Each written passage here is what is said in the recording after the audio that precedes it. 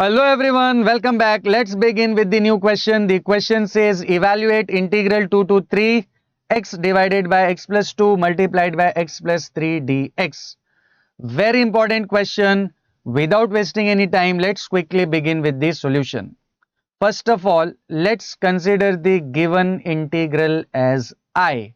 So we have I equals to integral 2 to 3 x divided by x plus 2 multiplied by x plus 3 dx. Now dear students, if you observe the given function carefully, आपको denominator में दो linear factors दिखाई देंगे. पहला linear factor है x plus 2 and दूसरा linear factor है x plus 3. तो जब भी डिनोमिनेटर में फैक्टर्स दिखाई दें, we have to use partial fraction. अब पार्शियल फ्रैक्शन यूज कैसे करते हैं, लेट्स सी. सबसे पहले जो भी आपका फंक्शन है, that is x upon x plus 2 into x plus 3, इसको आपको सिंपल फ्रैक्शंस में कन्वर्ट करना है. कैसे? देखिए यहां पर दोनों जो फैक्टर्स हैं वो लीनियर फैक्टर्स है, राइट. एक्स प्लस 2 भी लीनियर है और एक्स प्लस 3 भी लीनियर है. तो पार्शियल फ्रैक्शन क्या बोलता है कि जब भी दो लीनियर फैक्टर्स हो तो ये पूरे फंक्शन को आप रीराइट कैसे कर सकते हैं, a upon first factor plus b upon second factor. That's it. Partial fraction को यूज करके this whole rational function can be rewritten as a upon first factor plus b upon second factor, right. x plus 2 यहां आ जाएगा और यहां आ जाएगा b के साथ x plus 3. अब नेक्स्ट स्टेप में देखिए, अगर हम इसको और थोड़ा सा सिंप्लीफाई करें तो ये जो लेफ्ट हैंड साइड का डिनोमिनेटर है इसको हम राइट साइड में भेजकर क्या कर सकते हैं, मल्टीप्लाई. तो लेफ्ट हैंड साइड पर हमारे पास सिर्फ क्या बचेगा, x, राइट. और ये दोनों टर्म्स राइट हैंड साइड पर जाकर क्या हो जाएंगे, मल्टीप्लाई. तो जब ये दोनों इस टर्म के साथ मल्टीप्लाई होंगे तो x प्लस 2 और x प्लस 2 हो जाएगा कैंसिल, राइट. तो a के साथ क्या बचेगा, x प्लस 3. एंड सिमिलरली जब हम इसको इस टर्म के साथ मल्टीप्लाई करेंगे तो x प्लस 3 और x प्लस 3 हो जाएगा कैंसिल एंड b के साथ we will be having x plus 2. I hope this is clear to everyone, right. तो ये जो डिनोमिनेटर था इसको हमने राइट हैंड साइड पर क्या कर दिया, मल्टीप्लाई. और मल्टीप्लाई करने के बाद we are left with a into x plus 3 plus b into x plus 2. अब देखिए इसके बाद सबसे मेन हमारा टारगेट है पार्शियल फ्रैक्शन में ये जो अननोन्स है a एंड b, इनको इवैल्यूएट करना. अब a को इवैल्यूएट करने के लिए सबसे इजी तरीका ये है कि आप b को क्या कर दीजिए, इलिमिनेट. एंड b उसी वक्त इलिमिनेट होगा जब ये x प्लस 2 जो उसके साथ फैक्टर है वो हो जाएगा 0, राइट.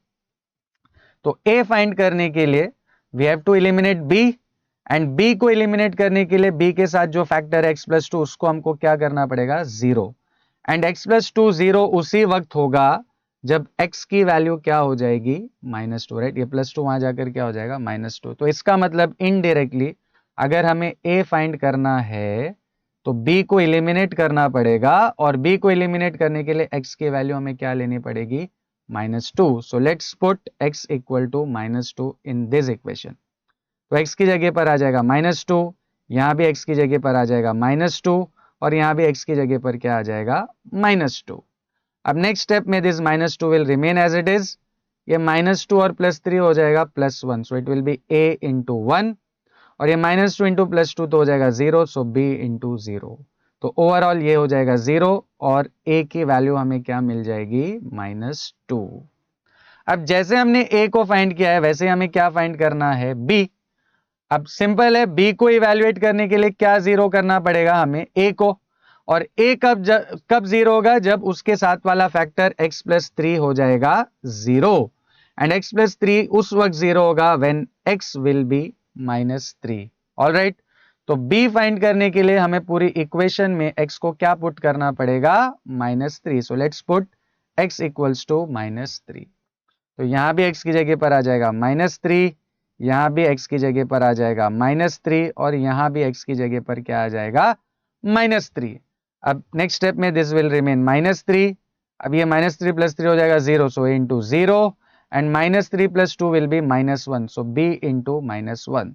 तो इसको अगर हम सिंप्लीफाई करें तो -3 इक्वल टू -b हो जाएगा और अल्टीमेटली b की वैल्यू हो जाएगी 3, राइट. तो a की वैल्यू मिल जाएगी -2 एंड b की वैल्यू हमें मिल गई है 3.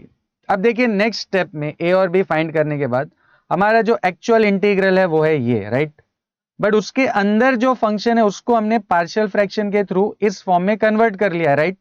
तो अब हम हमारे इंटीग्रल के अंदर इस फंक्शन की जगह पर, राइट, क्या लिख सकते हैं, a upon x plus two plus b upon x plus three.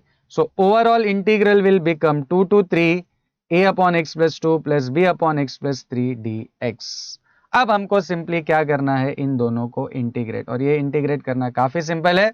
I hope all of you know that integral 1 upon x dx is log mod x and integral 1 upon ax plus b is log mod ax plus b upon a।